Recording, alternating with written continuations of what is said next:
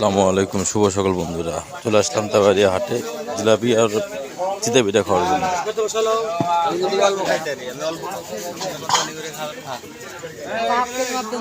ভাই বসেন।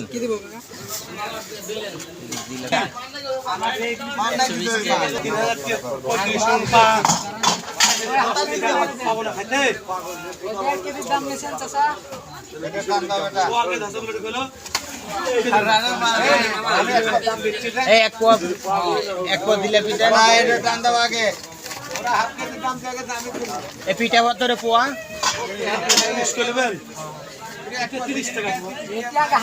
পিঠা 30 টাকা পোয়া, পিঠা 30 টাকা পোয়া।